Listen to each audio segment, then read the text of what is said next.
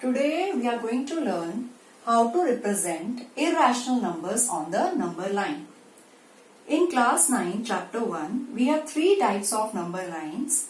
So first of all we'll focus on representing irrational numbers on the number line. Let us take the first example of root 2. We know that root 2 is an irrational number. Let us understand how to represent it on the number line. For this, draw a number line and let me take the origin here. This is the 0 division.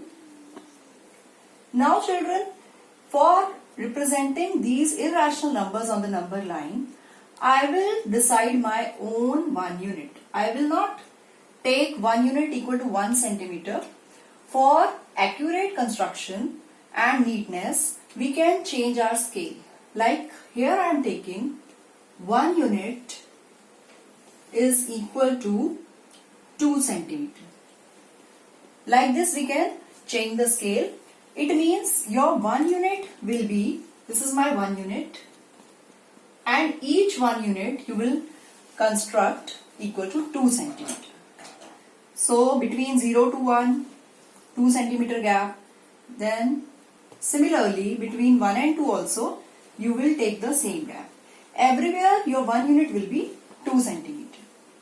So this is 0, 1, 2. If I go to left side again, if you move 2 centimeter back, I will get -1.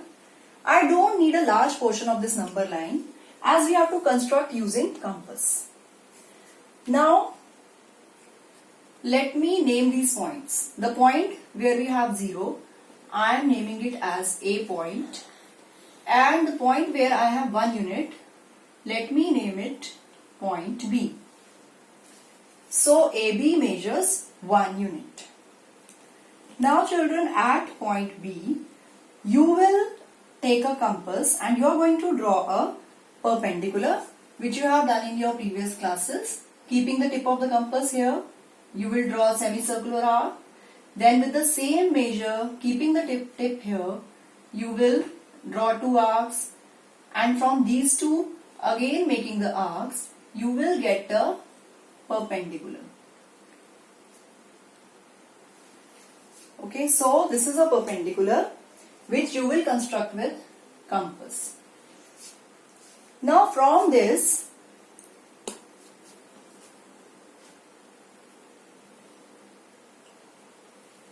after drawing this perpendicular,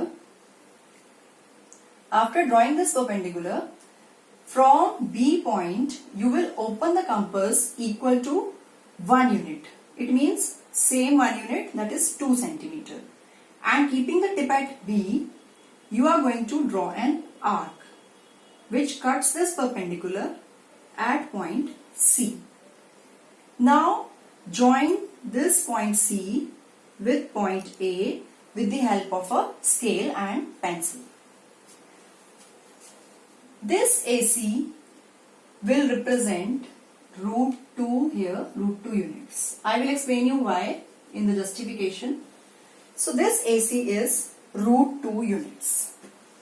Now we have to represent this root 2 on the number line. So open the compass equal to AC and keeping the center at A, opening equal to AC, from point A, draw an arc on the number line. Say this arc meets the number line at point P. So this point P represents root 2 on the number line. Let me repeat this step. You will keep the tip of the compass at point A and you will open the compass equal to AC, which is root 2 units. And then from point A, keeping the tip of the compass at point A, you are going to draw an arc on the number line. At this point I have named it as P, and this represents root 2 on the number line. Now let me explain that why this distance AC is root 2. You can see that we have constructed triangle ABC, which is a right angled triangle. So in this, let us take triangle ABC. If you apply Pythagoras theorem to this triangle, what will happen? AC is the hypotenuse.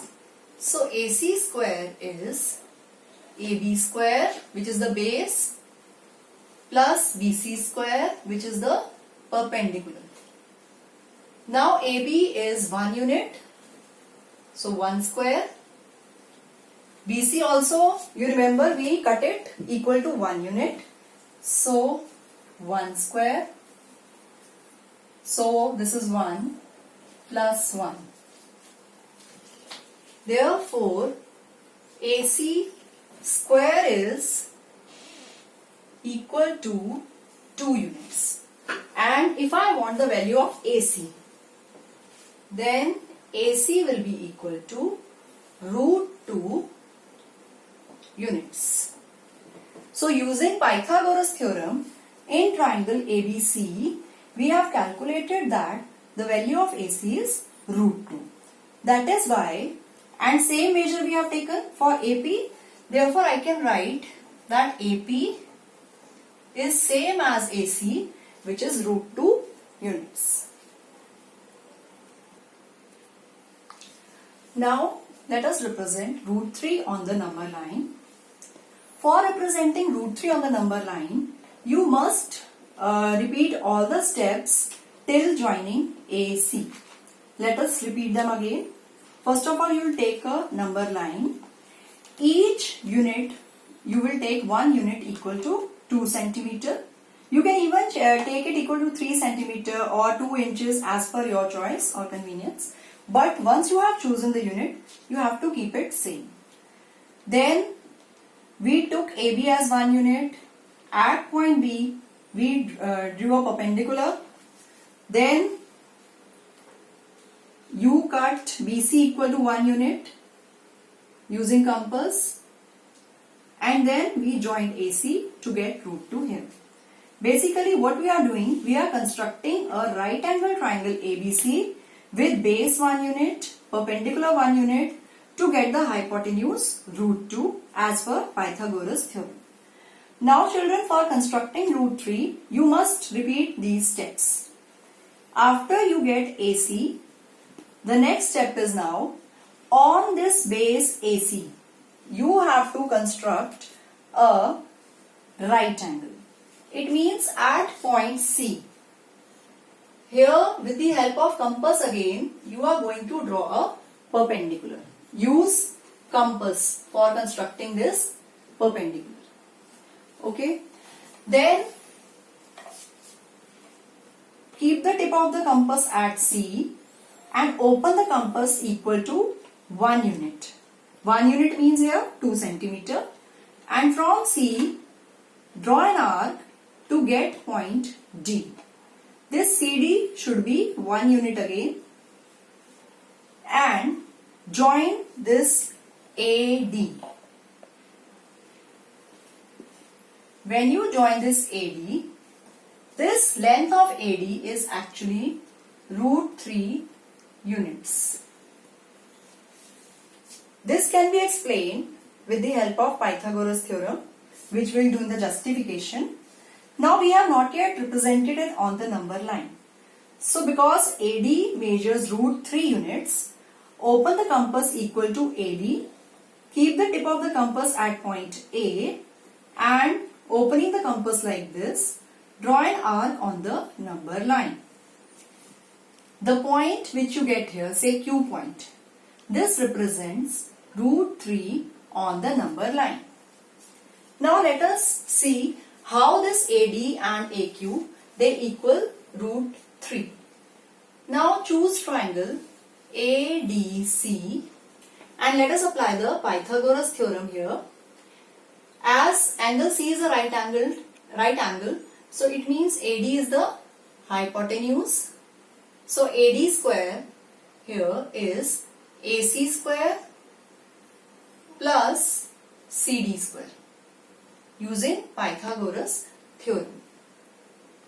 Then AC is root 2 units as we have constructed it equal to root 2 and CD we have cut 1 unit. So here Root 2 square is 2. 1 square is 1. Therefore, AD square is 3, which implies that AD as well as AQ, because we have taken the arc with same length, AD as well as AQ, they measure root 3 units.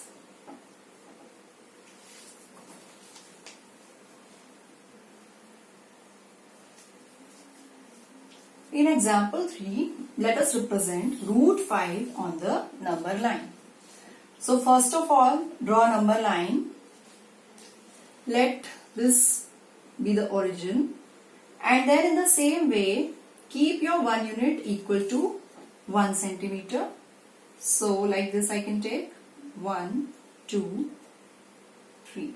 Here each unit is equal to 2 centimeter. I have chosen the scale that 1 unit here, you have to mention it, is 2 centimeter. Because if I take centimeters, like 1 unit equal to 1 centimeter, then the construction doesn't look neat, and it becomes difficult to construct in smaller units. Use of compass is better when the scale is large as compared to centimeters. Now children, for root 5, again this 0 point I am naming it as A. This is A point. For root 2, what I will do, I will take this 2 units distance as point B. Where I have 2 units, this is my point B. So my base this time is of 2 units instead of 1 unit. My base is of 2 units. What you are going to do now? At point B, you are going to draw a perpendicular, that is 90-degree angle. So draw a perpendicular at point B with the help of a compass. Now again open your compass equal to 1 unit. Keep the tip of the compass at point B and draw an arc. Say it is meeting it here. This distance, this is C, and this distance BC should be equal to 1 unit. This should be 1 unit. Now AB is 2 units, BC is 1 unit. Join the point A and C. You have joined AC, and this AC is root 5 units. Why? Because in triangle ABC, the base AB is 2 units and the perpendicular BC is 1 unit, and the hypotenuse AC, if I calculate by Pythagoras theorem, I get it equal to root 5 units. Now let us represent it on the number line. Open your compass equal to AC and keep the tip of the compass at A. From here, draw an arc on the number line, say like this, and let me mark this point as R. So this point R is representing root 5 on the number line. Let us see the justification for this. In triangle ABC, let us apply Pythagoras theorem. Here AC is the hypotenuse, so AC square is AB square plus BC square. Now AB, see we have chosen AB equal to 2 units. So it is 2 square plus BC. BC, we cut it 1 unit, so it is 1 square. So this is 4 plus 1, that is 5. So AC square is 5 units, which implies that AC is equal to root 5 units. And we have opened the compass same as AC for AR, therefore AR is also equal to AC, that is root 5 units. So this is the representation of root 5 on the number line.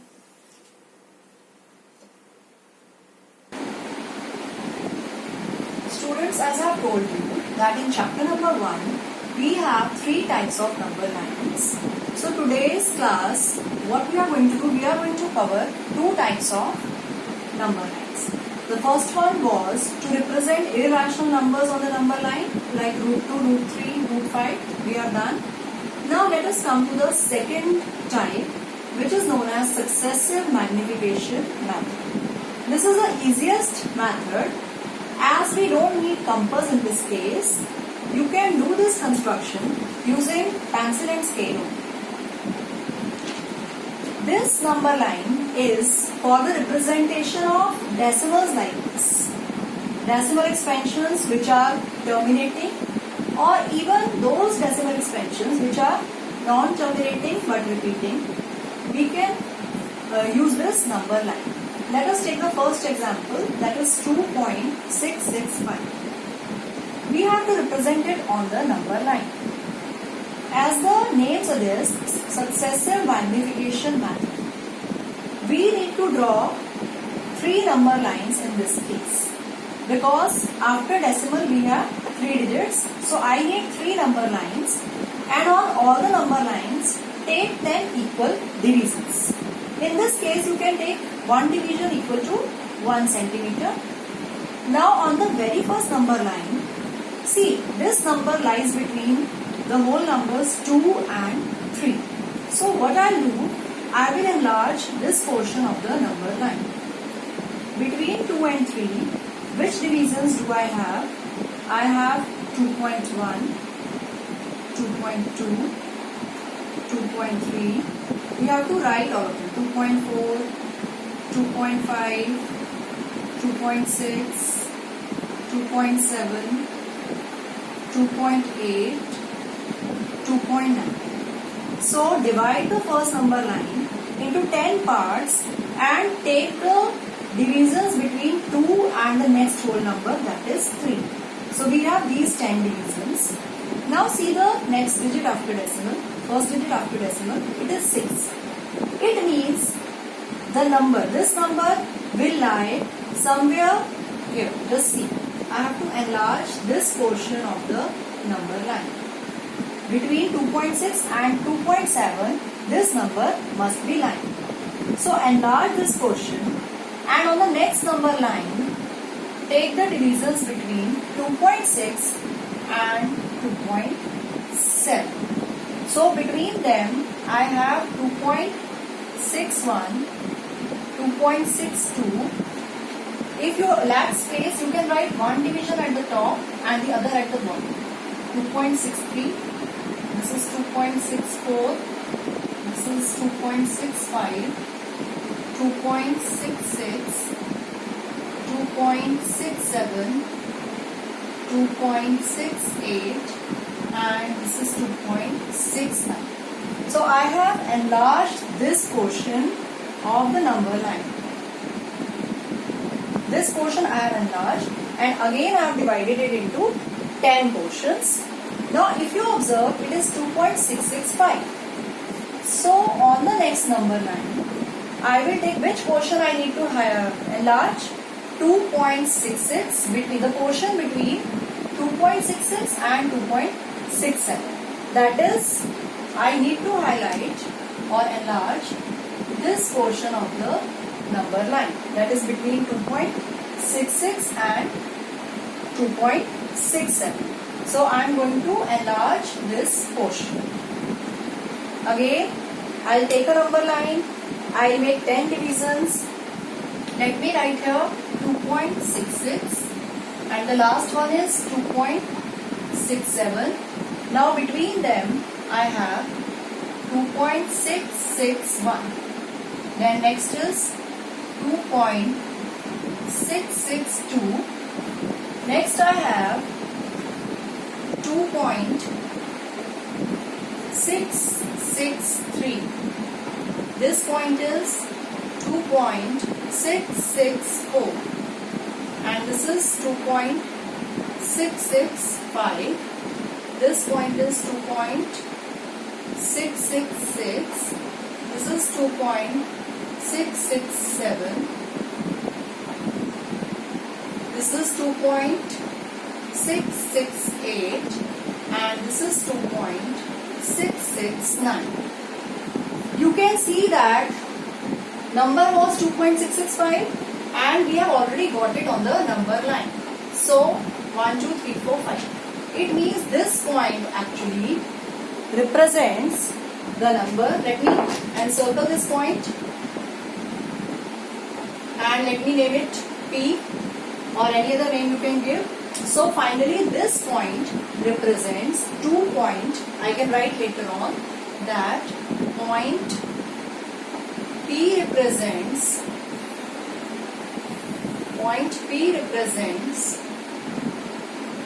2.665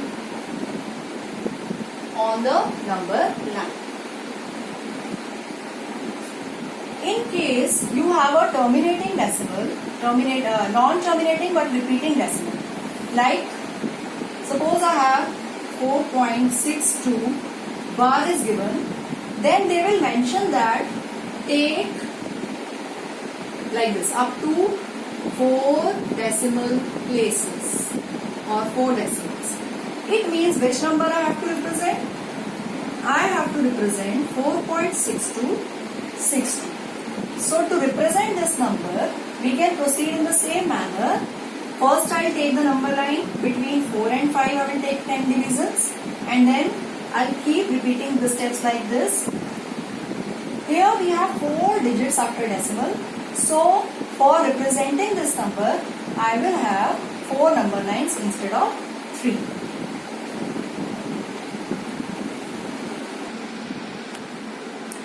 Now children, see this is example 11 of your book. Here the number to be represented is 5.3775. So here the first number line is between 5 and 6 and the next one is between 5.3 and 5.4. This portion is highlighted. Then again it is between 5.37 and 5.38. Means at each step you are supposed to take 10 equal divisions of each number line and enlarge that particular portion of the number line in which your number lies. So in this case, because there were 4 places after decimal, so we have taken 4 number lines and so finally this number is highlighted here.